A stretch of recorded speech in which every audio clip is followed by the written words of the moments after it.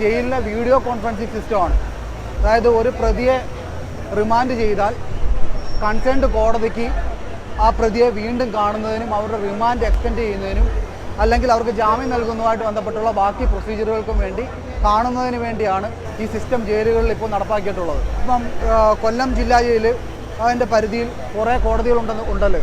ആ കോടതികളെ ഏതെങ്കിലും ഒരു കോടതി വിളിക്കുമ്പോൾ, അതായത് ഇപ്പം ഉദാഹരണത്തിന് ചവറ കോടതിയാണ് വിളിക്കുന്നതെങ്കിൽ നമ്മൾ വീഡിയോ സിസ്റ്റം ഓണാക്കി ചവറ കോടതിയിലെ ജഡ്ജിയുമായിട്ട് ഈ പ്രതിയെ ഈ കൂട്ടിൽ നിർത്തി കാണിച്ചതിന് ശേഷം പ്രതിക്ക് അങ്ങോട്ടും ഇങ്ങോട്ടും സംസാരിക്കുകയും ജഡ്ജിയായിട്ട് സംസാരിക്കാനും പ്രതിക്ക് എന്തെങ്കിലും കാര്യങ്ങൾ പറയാനുണ്ടെങ്കിൽ അത് പറയുകയും ചെയ്യാനുള്ള അവസരമുണ്ട്. അത് കഴിഞ്ഞതിന് ശേഷം നമുക്ക് പ്രതിയെ പ്രതിക്കൂട്ടിൽ നിന്ന് ഇറക്കാവുന്നതാണ്. കൊല്ലം ജില്ലാ ജയിലിൻ്റെ ഈ എക്സിബിഷൻ കാണാൻ വരുന്നവർക്ക് നമ്മുടെ ഗ്യാലോസ് VR എക്സ്പീരിയൻസ് ചെയ്യാൻ ഒരു അവസരം നൽകുന്നുണ്ട്. അപ്പോൾ VR എക്സ്പീരിയൻസ് ചെയ്യുന്നതിന് വേണ്ടിയിട്ട് നിങ്ങൾ ചെയ്യേണ്ടത് റാൻഡമായിട്ടൊരു കാർഡ് പിക്ക് ചെയ്യുക. ഇപ്പോൾ പിക്ക് ചെയ്ത കാർഡ് ഇതാണ്, കഞ്ചാവുമായി പിടികൂടിയെന്നാണ്. അപ്പോൾ ഒരു ലഹരി വസ്തു പിടികൂടുന്ന സമയത്ത് അതിൻ്റെ അളവിന് പ്രാധാന്യമുണ്ട്. ആ അളവിനെ പറ്റിയും ഏത് നിയമപ്രകാരമാണെന്നും അതിൻ്റെ ശിക്ഷ എന്തെന്നും അത്തരത്തിലുള്ള അവബോധം നമ്മൾ നൽകുന്നുണ്ട്. ഇതിൽ ഒരു കാർഡ് മാത്രം വധശിക്ഷയുമായി ബന്ധപ്പെട്ട കാർഡാണ്. ഇതാണ് വധശിക്ഷയുമായി ബന്ധപ്പെട്ട കാർഡ്. ഈ കാർഡ് ആരാണോ പിക്ക് ചെയ്യുന്നത് അവർക്ക് ഗ്യാലോസ് VR എക്സ്പീരിയൻസ് ചെയ്യാം. അപ്പോൾ ഗ്യാലോസിലെ പ്രവർത്തനം എന്തെന്നാൽ ഈ കാണിക്കുന്നതാണ് ഗ്യാലോസിന്റെ ഒരു മിനിയേച്ചർ രൂപം. ഗ്യാലോസിന്റെ മിനിയേച്ചർ രൂപം ഇതാണ്. ആരാച്ചാർ ഈ ലിവർ മുമ്പിലേക്ക് വലിക്കുന്ന സമയത്ത് ഇത്തരത്തിൽ ഹാങ് ചെയ്യപ്പെടും. ഈ രീതിയിൽ 1 മണിക്കൂർ നേരമായിരിക്കും ഹാങ് ചെയ്യുന്നത്. 1 മണിക്കൂറിന് ശേഷം മെഡിക്കൽ ഓഫീസർ വന്ന് മരണം സാക്ഷ്യപ്പെടുത്തിയ ശേഷം മാത്രമായിരിക്കും ഇദ്ദേഹത്തിന്റെ മൃതദേഹം പുറത്തേക്ക് മാറ്റുന്നത്. അപ്പോൾ ഒരാളുടെ ഹാങ്ങിങ് പ്രോസസ്സിന് ഉപയോഗിക്കുന്ന കയറുകൾ 3 എണ്ണമാണ്. ഒന്നാമത്തെ കയർ, ആ കയർ ഈ ഹാങ്ങിങ്ങിന് വിധേയപ്പെട്ട ആളുടെ ഭാരത്തിന്റെ 1.5 ഇരട്ടിയോളം മാസ് ഡെമോ ക്രിയേറ്റ് ചെയ്തതിനു ശേഷം ഒരു ട്രയൽ നടത്തും. രണ്ടാമത്തെ കയറാണ് ആക്ച്വൽ ഹാങ്ങിങ്ങിന് ഉപയോഗിക്കുന്നത്.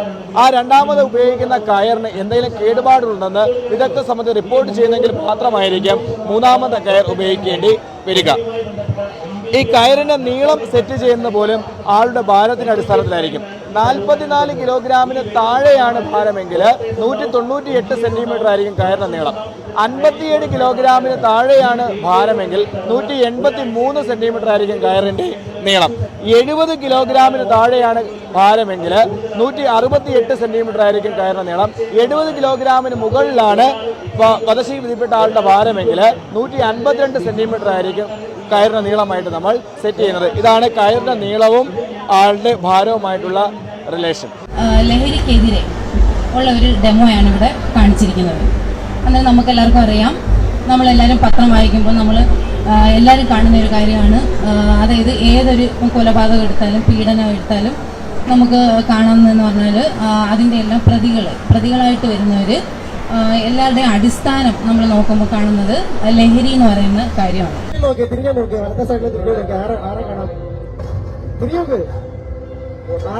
ഒന്ന് ചൂണ്ടിക്കാണിച്ചേ.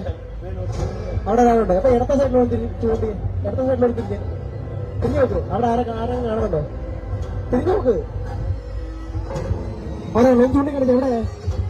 ആരാണോ? അവിടെ തന്നെ. കയറ് എവിടെ കാണുന്നത്? കയറ് ഒന്ന് കാണിച്ച. എവിടെ കയറ്? എവിടെ കാണിക്കുന്നത്? അവിടെയാണോ?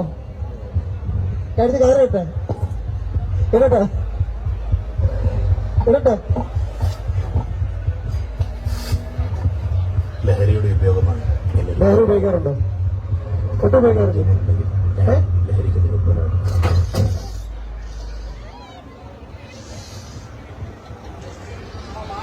അപ്പൊ എല്ലാരും കേട്ടല്ലോ, ഇദ്ദേഹം പറഞ്ഞത് ലഹരിയുടെ ഉപഭോഗമാണ് ഈ സുഹൃത്തെ ഇവിടെ എത്തിച്ചത്. ഇനി ഒരു ജന്മം ഉണ്ടാവുമെങ്കിൽ അദ്ദേഹം ലഹരിക്കെതിരെ പോരാടണമെന്നാണ്. പക്ഷെ അങ്ങനെയല്ല, ഇനിയൊരു ജന്മമല്ല, ഈ ഒരു ജന്മം എല്ലാവരും ചേർന്ന് ഉറക്കെ പറയണം, നമുക്ക് ലഹരിക്കെതിരെ പോരാടാം. എല്ലാവരും ഉറക്കെ പറയുക, ലഹരി വേണ്ടേ വേണ്ട.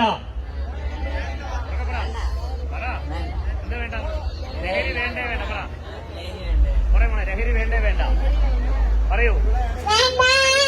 Very good. ലഹരി വേണ്ട ലഹരി വേണ്ടേ വേണ്ട ലഹരി വേണ്ടേ വേണ്ട ലഹരി വേണ്ടേ വേണ്ട ലഹരി വേണ്ടേ വേണ്ട നോ വേണ്ട. No drugs. No drugs. Okay, എല്ലാവർക്കും നന്ദി.